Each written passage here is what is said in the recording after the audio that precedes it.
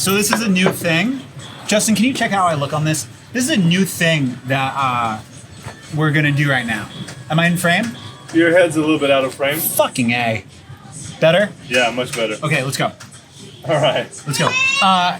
We're here on the street here in Buckning.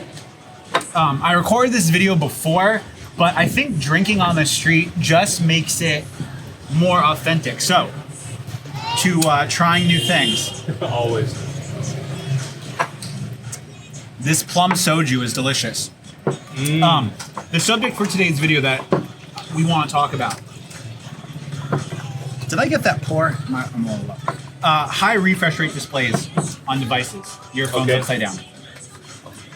Because I've been using the Mi 10 for almost 2 weeks. Eyes on the prize.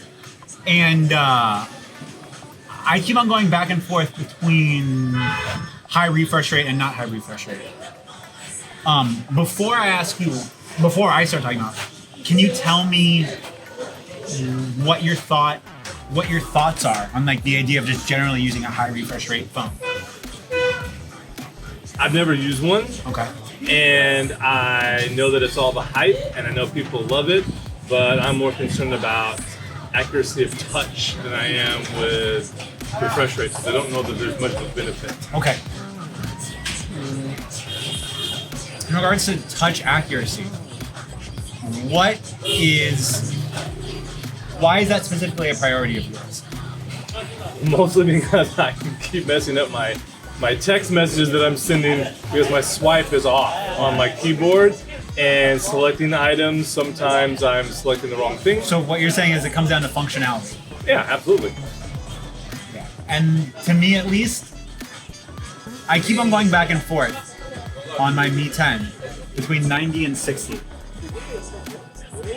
And I keep on coming back to the same kind of decision, which is this device has a 4,700 milliamp hour battery. That device has a 4,700 milliamp hour battery because 5G sucks the shit out of your battery. Okay. It's not to give us all day battery life, right? It's so that when this phone is connected to 5G, we should have average battery life. Okay. Because this device right now gets about between 8.5 and 10 hours of screen on time. The K30 Pro Poco F2 Pro. But apparently on 5G, it's anywhere between a 10 to 20% hit in battery life. Meaning it's now between 6 to 8 hours screen on time. And are we using 5G yet? No, because 5G, because there's not 5G anywhere. Taiwan. Maybe soon. Maybe soon. Okay, in 6 months. In 6 months, you'll have it in like 10% of the 10% of the city. Cheers. 5G eventually. Eventually 5G. Baby shot. But then it's also a 15 to 20% hit To use a high refresh rate display. So if I'm using a high refresh rate display and 5G, what percentage of that 100% what am I actually percentage getting? of that 100% am I actually getting? Let's say conservatively, let's say we're going 15%. Let's say we're going 15%. Let's say you're inside. Let's say you're inside. Recording? These are recording. Definitely leaving this in. Let's say you're inside. Let's say and your screen inside. is not full brightness. And your screen is not full brightness. So 15% decrease in battery life 15% decrease in battery life for the display. 15% decrease in battery life for being connected to 5G. How much less battery life is that? Is it simply just adding the 2 percentages? It is. So that's 30%. If I normally get 8 hours of screen on time with my device, we're down to 6 hours? I don't do math. Let's say roughly 6 hours, right? 8 hours of screen on time for a device is good battery life. Oh yeah. 6 hours is average, right? But let's talk about the functionality difference in devices with high refresh rate displays, because after doing a lot of thought about this, you know what it reminds me of? Like 100%? I want you to think back to 2011. Oh, 2011. iPhone 3GS, or was that the iPhone? The iPhone 4 came out that year, right? And that was the first phone to have a metal and glass build. Do you remember what Android phones were like before that? If you dropped your Samsung Galaxy S3, do you remember what happened? You drop your Samsung Galaxy S3.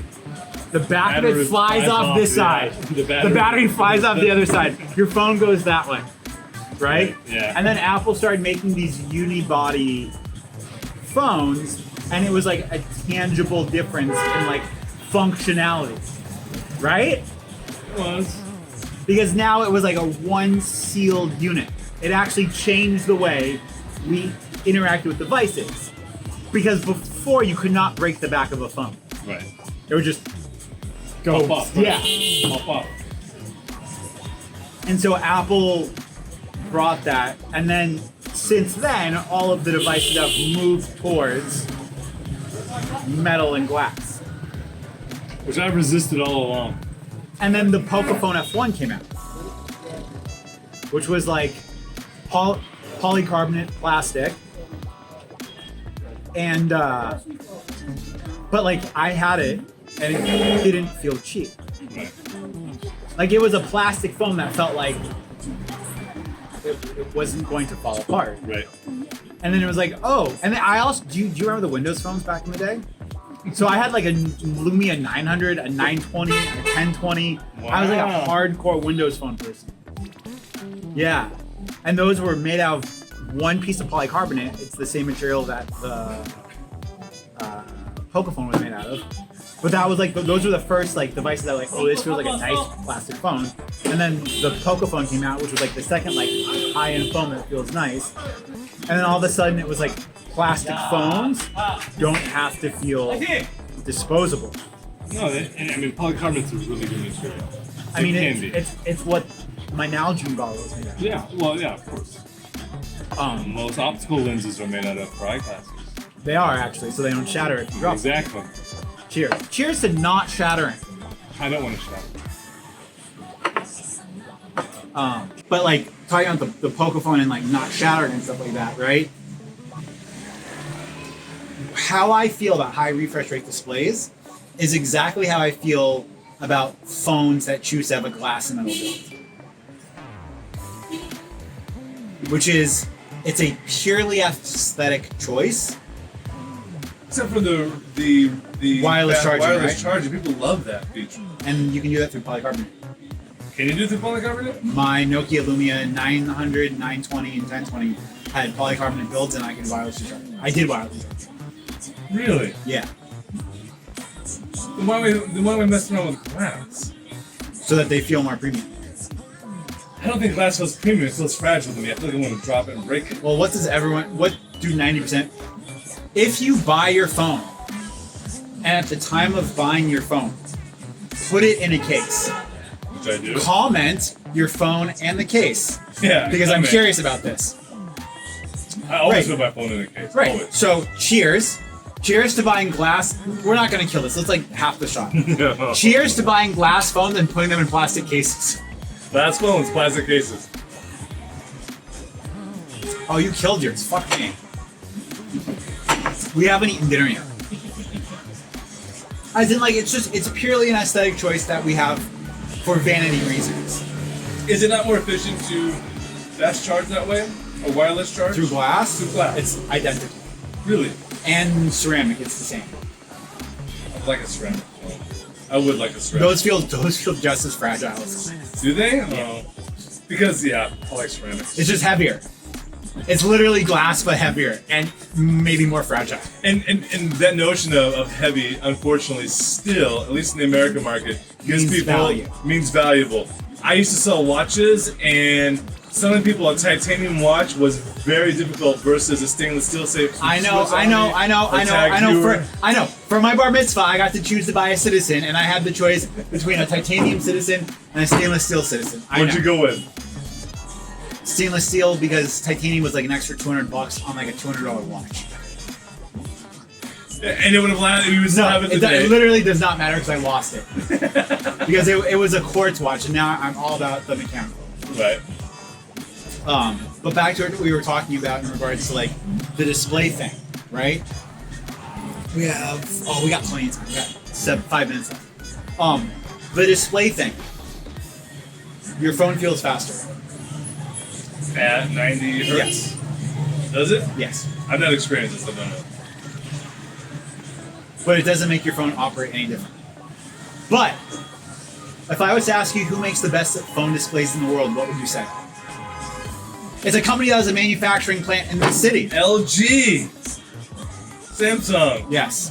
Samsung. Samsung make... Okay, hi! Samsung make the best AMOLED displays. You know what Samsung just debuted in their foldable phone? That no one is paying attention to? 120? No. Oh. Variable refresh rate displays, which use software to accelerate or decelerate the display. Depending And the display on the new foldable phone goes from 12 hertz to 120 hertz. 12? If you're looking at a still image, it's 12 hertz. Apparently. It's 12 to 120 hertz. What's the benefit of making it variable? Battery conservation? 100%. So that 15% battery might drop down to like 9% difference in battery.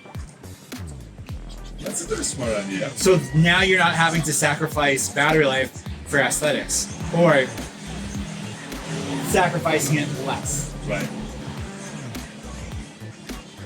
So like it functions the same as like adaptive brightness does. Whenever you want it. Yeah. Exactly. Whenever you want it, You're leaving it up to hardware to do, or software to make that decision. Right. I don't mind that. That sounds reasonable. Well, the thing that I'm curious about, and we're gonna wrap this up on our last bottle before we go eat and maybe have some more bottles,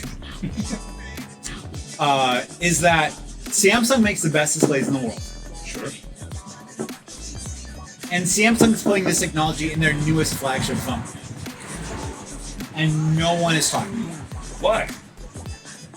Because you can't sell phones based on a display that saves battery.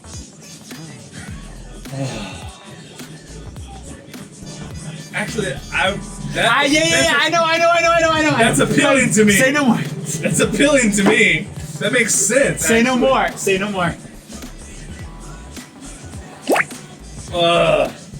I'm very practical about what I want my phone to do.